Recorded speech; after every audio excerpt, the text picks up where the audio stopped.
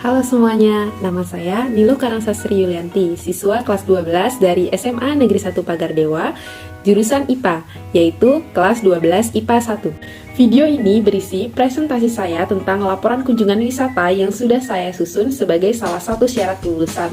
Laporan kunjungan wisata ini disusun setelah saya melakukan kegiatan study tour ke Yogyakarta, Malang, dan Bandung pada tanggal 23 sampai 30 Oktober tahun 2022. Dalam kesempatan tersebut, saya berkesempatan mengunjungi banyak tempat atau objek wisata. Tetapi dalam laporan kunjungan wisata dan video ini, saya hanya memaparkan 3 tempat yang menjadi objek penelitian atau pengamatan saya. Ketiga tempat tersebut yaitu yang pertama, Universitas Negeri Yogyakarta di Daerah Istimewa Yogyakarta, Gunung Bromo di Malang, Taman Wisata Alam Tangkuban Perahu di Bandung. 1. Universitas Negeri Yogyakarta atau UNY. UNY merupakan perguruan tinggi negeri yang didirikan pada tanggal 21 Mei 1964. UNY telah mendapatkan akreditasi A BAN PT. UNY memiliki 7 fakultas dan memiliki lebih dari 150 program studi. UNY memiliki 5 kampus yang letaknya berjauhan. Kampus pusat terletak di kota Yogyakarta, yakni Jalan Kolombo nomor 1, Catur Tunggal, Depok. Sementara kampus lainnya berada di Mandala, Bantul, Wates, dan Gunung Kidul. Sejarah Universitas Negeri Yogyakarta atau UNY. UNY awalnya merupakan bagian dari Universitas Gadjah Mada atau UGM, yaitu Fakultas Pedagogik yang didirikan pada tanggal 19 September 1955. Nah, seiring dengan perkembangan dunia pendidikan, kebutuhan akan tenaga kependidikan juga semakin berkembang dan peminat Fakultas Pendidikan UGM juga semakin bertambah. Oleh karena itu, muncul Surat Keputusan Menteri Pendidikan dan Kebudayaan Nomor 92 Tahun 1962 tentang didirikannya Institut Pendidikan Guru atau IPG.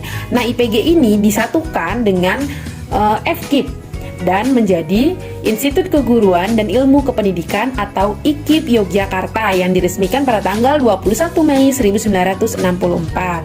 Nah, selanjutnya pada tahun 1999, IKIP Yogyakarta mengalami perubahan menjadi Universitas Negeri Yogyakarta berdasarkan Keputusan Presiden Republik Indonesia Nomor 93 Tahun 1999. Visi yang dimiliki UNY adalah menjadi universitas kependidikan unggul, kreatif, dan inovatif berlandasan ketakwaan, kemandirian, dan kecendikian pada tahun 2025. Universitas Negeri Yogyakarta memiliki 7 fakultas, antara lain Fakultas Ilmu Pendidikan, Fakultas Matematika dan Ilmu Pengetahuan Alam, Fakultas Bahasa dan Seni, Fakultas Ilmu Sosial, Fakultas Teknik, Fakultas Ilmu Keolahragaan, dan Fakultas Ekonomi. UNY menyediakan berbagai fasilitas yang memadai untuk menunjang kegiatan mahasiswa. Beberapa fasilitas yang dimiliki UNY antara lain: 1. Kolam renang berstandar internasional. 2. Bus kampus. 3. Gedung olahraga. 4. Masjid kampus. 5. Plaza UNY. 6. Museum Pendidikan Indonesia. 7. Perpustakaan. 8. UPT layanan konseling, dan 9. Hotel UNY. Yang kedua yaitu Gunung Bromo.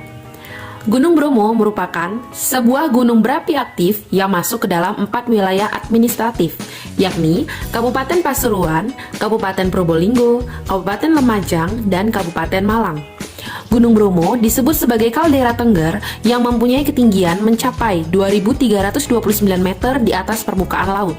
Sama seperti Gunung Tengger dan Gunung Semeru, Gunung Bromo masuk ke dalam kawasan Taman Nasional Bromo Tengger Semeru sejak tahun 1982. Masyarakat suku Tengger yang ada di kawasan Gunung Bromo berasal dari legenda Roro Anteng dan Joko Seger yang diyakini sebagai asal-usul nama Tengger itu.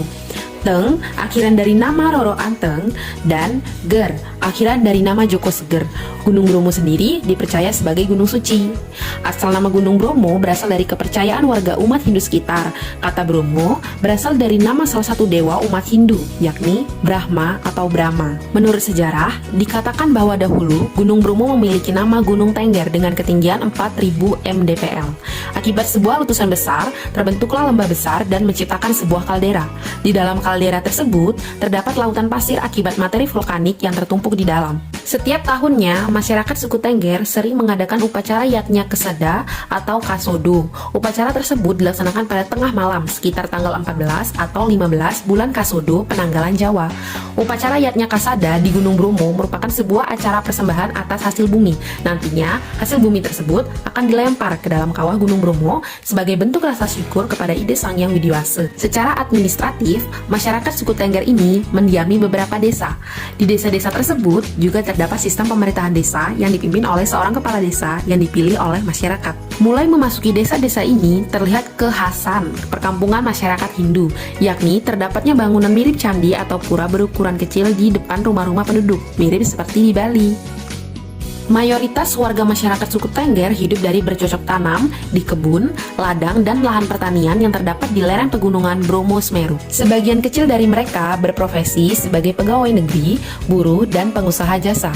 Para pemuda sebagian berprofesi sebagai supir angkutan pedesaan, dan sebagian lagi menyediakan jasa transportasi dan penyewaan kendaraan bagi para wisatawan yang datang ke Gunung Bromo, yaitu kendaraan jenis jeep, handtop, dan kuda tunggang. Yang ketiga yaitu Tangkuban Perahu. Nama Tangkuban Perahu sangat lekat dengan sebuah legenda tanah Sunda yang sangat terkenal, yaitu Sangkuriang. Gunung Tangkuban Perahu yang dari kejauhan tampak seperti perahu terbalik, konon diakibatkan oleh kesaktian Sangkuriang yang gagal menyelesaikan tugasnya dalam membuat perahu dalam waktu semalam untuk menikahi Dayang Sumbi yang tak lain adalah ibu kandungnya sendiri. Karena begitu kesalnya tidak dapat menyelesaikan pembuatan perahu tersebut, akhirnya Sangkuriang menendang perahu yang belum jadi tersebut sehingga perahu tersebut telungkup, yang dalam bahasa Sunda yaitu Tangkuban.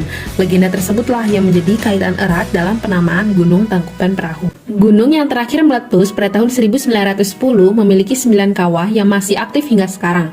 Banyaknya letusan yang terjadi dalam 1,5 abad terakhirlah yang menyebabkan banyaknya kawah-kawah pada Gunung Tangkuban Perahu. Di antara kawah-kawah tersebut terdapat 3 titik kawah yang menyuguhkan pemandangan indah, yaitu sebagai berikut. 1. Kawah Ratu. Kawah Ratu merupakan kawah utama di kawasan TWA Gunung Tangkuban Perahu dan merupakan kawah terbesar di antara kawah-kawah lain di area ini. Kawah ini mudah sekali untuk dicapai. Dari area parkir kendaraan roda 4, para pengunjung sudah bisa menikmati keindahan Kawah Ratu dari bibir kawah. Yang kedua, Kawah Upas. Kawah Upas ukurannya lebih kecil daripada Kawah Ratu dan berjarak sekitar 1,5 km dari area Kawah Ratu. Namun, sebutan Kawah Upas sebenarnya menunjukkan daya upas atau racun yang dapat mematikan. Untuk itu, setiap pengunjung mematuhi peraturan yang berlaku agar tidak terlalu dekat dengan kawah ini. Yang ketiga yaitu Kawah Domas. Kawah Domas terletak sekitar 1,2 km dari area Kawah Ratu. Selama perjalanan, para pengunjung dapat melihat beragam jenis pepohonan endemik kawasan TWA Gunung Tangkuban Perahu. Kawah Domas memiliki sumber mata air panas, serta terdapat kolam-kolam kecil untuk sekedar merendam kaki. Sekian presentasi saya mengenai laporan kunjungan wisata ke Yogyakarta, Malang, dan Bandung. Dalam penulisan laporan kunjungan wisata ini, saya menarik kesimpulan yaitu dengan adanya kegiatan study tour, siswa-siswi dapat memperoleh pengetahuan dan pengalaman baru tentang perkembangan kebudayaan dan pariwisata di tempat-tempat yang dikunjungi. Dan juga dengan melakukan kegiatan kunjungan kampus, siswa-siswi dapat mengenal dan mengetahui lebih dekat seperti apa kehidupan yang ada di kampus. Saya menyadari sepenuhnya bahwa masih ada kekurangan baik dari segi penyusunan bahasa maupun segi lainnya. Saya mengharapkan semoga dari laporan kunjungan wisata dan video presentasi ini semoga dapat diambil hikmah dan manfaatnya sehingga dapat memberikan pengetahuan dan inspirasi kepada para pembaca maupun pendengar. Thanks for watching my video. Goodbye and see you.